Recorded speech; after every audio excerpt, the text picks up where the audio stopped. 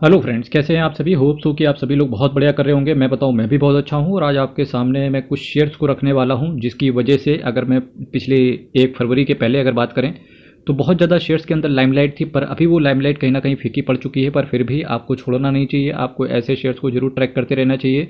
सबसे पहला जो शेयर है हडको, पीएसयू से रिलेटेड ही है, housing and urban development. Market cap इसका देखेंगे आप तो 45,081 करोड़ का इसका मार्केट कैप है। करंट प्राइस 225 रुपये का है। हाई की बात करेंगे 354 का, लो की बात करेंगे 70। जब कोई कंपनी 7 पना 35, ठीक है, या 7 5 या 35, तो आप एक चीज़ देख रहे होंगे, ऑलमोस्ट 400% का रिटर्न ये अपनी कंपनी पिछले 1 साल में दे चुकी है।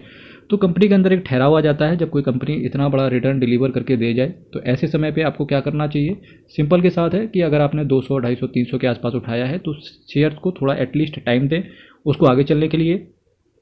क्योंकि कंपनी का जो टेक्निकल चार्ट होता है वो शॉर्ट टर्म में बहुत तगड़ा रिटर्न देता है, पर कहीं ना कहीं उसके अलाइनमेंट में अगर साथ में उसके फंडामेंटल्स भी चल रहे होते हैं तो वहाँ एक स्टेबिलिटी आ जाती है। तो अब कंपनी वेट कर रही है कि 354 के लायक इसका शेयर प्राइस तो हो गया है। जिस दिन इसका फंडामेंटल्स भी इसके 354 तक पहुँच जाएगा तो आप ये मान के चलना शेयर प्राइस फिर यहाँ से ऊपर चलते हुए स्टार्ट करेगा। कभी कभी शेयर्स को रुकना भी बहुत ज़रूरी होता है। एग्जाम्पल के तौर पर जिसके घर में जो सीढ़ियाँ होती हैं 4 5 6 स्टेप के बाद, अगर वहाँ पर एक ठहराव हो, अगर वहाँ पे कोई आदमी खड़ा रह सके 2 4 10 मिनट के लिए ताकि वो आराम कर सके, इसके बाद वापस से वो चढ़ना स्टार्ट करे, तो वो ज़्यादा अच्छा होता है रादर दिन की बस सीधा सीधा चिड़िया है और चढ़ते रहो ऊपर। क्योंकि ठहराव ज़रूरी है। आराम से आप चढ़ेंगे लॉन्ग टर्म के लिए काम आएगा। एकदम से चढ़ना स्टार्ट करेंगे, शॉर्ट टर्म में सोचेंगे कि चलो एकदम से एक शेयर 1,000 रुपये का हो जाए, फिर ज़रूरी नहीं कि वही शेयर हो सकता है 1,000 का 10 पैसा भी रह जाए। फेस वैल्यू की बात करेंगे तो कंपनी का 10 रुपये है। फंडामेंटल्स थोड़े से गड़बड़ है कंपनी के। आपको पीयर कंपेटिटर पे जरूर नज़र रखनी चाहिए, जैसे बजाज हाउसिंग फाइनेंस, ठीक है। पीयर कंपेटिटर पे मस्ट है नज़र रखना आप।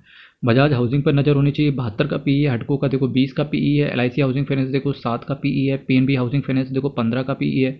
आधार हाउसिंग फाइनेंस देखो 25 का पीई है। एप्टस वैल्यू हाउसिंग फाइनेंस को देखो 28 का पीई है। आवास फाइनेंशियर्स देखो 26 का पीई है। तो इसके ये पीयर कंपेटिटर हैं आपके सामने, बजाज हाउसिंग, हडको, एलआईसी हाउसिंग, सबके सब एक से एक जबरदस्त शेयर है। आप देख पाएंगे कि बजाज हाउसिंग फाइनेंस अभी ये कंपनी आई और इसका पीई देखो 72 के पीई मल्टीपल ट्रेड कर रहा है। अभी करंट में इसका शेयर प्राइस 150 151 के आसपास चल रहा है। पर आपको यहाँ से डरना नहीं है, क्योंकि बजाज एक ऐसा ग्रुप है जिसके चाहे बजाज फिनसर्व देख लो, चाहे बजाज फाइनेंस देख लो, आगे चल के बजाज एनर्जी का भी आईपीओ आएगा, यानी कि बजाज एनर्जी भी शेयर इसी तरीके से दिखेगा। इनका जो पीई मल्टीपल होता है जनरली इतना ही 50 के ऊपर ही ट्रेड करते हैं ये हमेशा। और जब गिरते हैं तो गिरावट भी तगड़ी देखने को मिलती है, पर हाँ इसके अंदर जो अपसाइड देखने को मिलती है वो मल्टी बैगर टाइप के रिटर्न देने के लिए जाने जाते हैं। बजाज ग्रुप ही इसी वजह से जाना जाता है। तो जिस वजह से बहुत सारे इन्वेस्टर इसी बात पे बिलीव करके चल रहे हैं ये 72 का पीई बजाज के लिए जस्टिफिएबल है। अदर के लिए जस्टिफिएबल ना होता। अदर देख लो आप, कोई भी जो पीई है इसके पीयर कंपेटिटर में 30 के ऊपर नहीं है, पर इसका ट्रेड कर रहा है 72 के ऊपर। और इसके बावजूद भी इसका शेयर प्राइस अभी जब ये 4 5 दिन पहले मार्केट क्रैश हुआ था 110 120 के आसपास तो आ गया था, पर देखो 150 पे वापस से आ गया, यानी कि टिक रहा है, लोग खरीद रहे हैं ज़बरदस्त तरीके से। नेट प्रॉफिट देखो इसका गिर चुका है हडको का, ठीक है, 558 करोड़ का। ईपीएस देखो 2.79 है। जब गिरेगा तभी शेयर प्राइस भी गिरेगा। तो यही ठहराव, इसी ठहराव की मैं बात कर रहा था। प्रोमोटर की होल्डिंग की देखो 75% प्रोमोटर ओन करके चल रहे हैं। और प्रोमोटर के अंदर प्रेसिडेंट ऑफ इंडिया है जो जिसके पास 54% है। इसके बाद president of India through secretary ministry है, 20% इनके पास है। एफआईआई के पास 2.70% है। पब्लिक ने स्टेक थोड़ा सा खाली किया। पब्लिक को जब भी मज़ा नहीं आता है किसी शेयर पे तो वो खाली करना स्टार्ट कर देते हैं।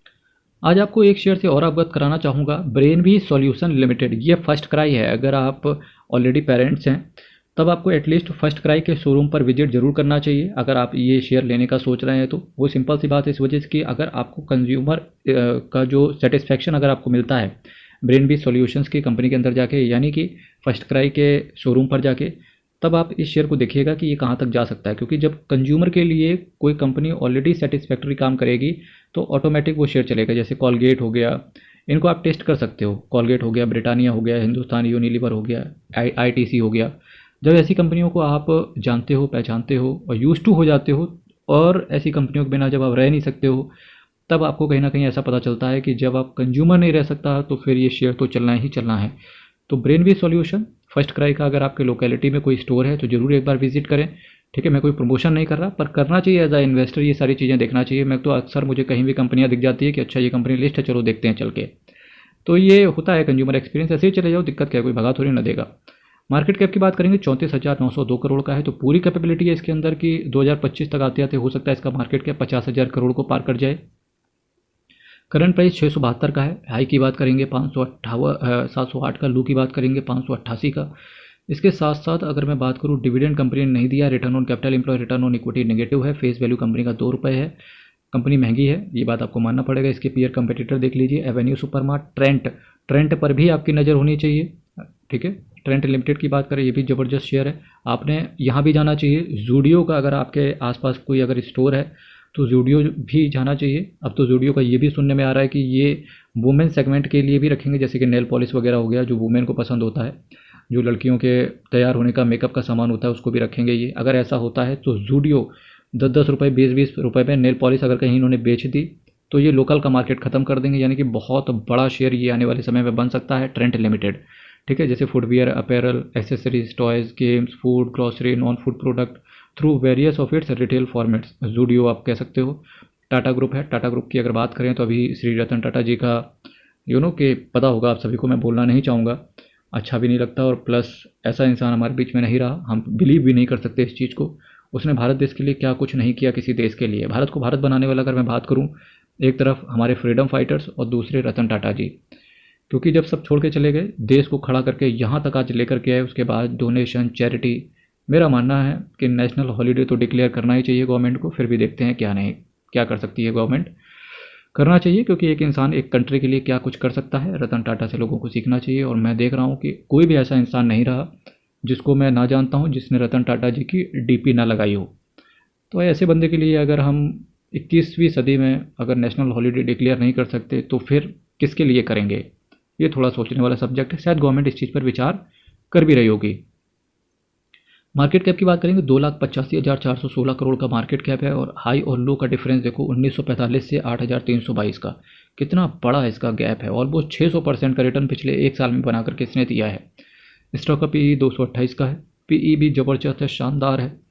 बुक वैल्यू की बात करेंगे तो 114 का है। Return on capital employ, return on equity 20% से ऊपर का है। फेस वैल्यू कंपनी का 1 रुपये का है। इसके साथ साथ अगर मैं कुछ पीयर कंपेटिटर की इसकी बात करूँ तो Avenue Supermart, Trent, Brainbee, Red Tape, V Mart, Electronic Mart, Med Plus. Current sales देखो 4,104 करोड़ की सेल बढ़ रही है लगातार। नेट प्रॉफिट देखो 391 करोड़ का नेट प्रॉफिट, ऑलमोस्ट 200% से गिर गया। तो हो सकता है शॉर्ट टर्म में ये शेयर आपको थोड़ा सा स्ट्रगल करता हुआ देखने को मिले, पर डरना नहीं है, क्योंकि जूडियो है भाई, जूडियो। प्रोमोटर की होल्डिंग की अगर बात करें तो 37% प्रोमोटर होल्ड करके चल रहे हैं। FIIs की बात करेंगे 27% का है। DIS की बात करेंगे 13% का है। पब्लिक की बात करेंगे 21% का है। पब्लिक ने स्टेक कम किया है मार्च क्वार्टर से जून क्वार्टर की तरफ।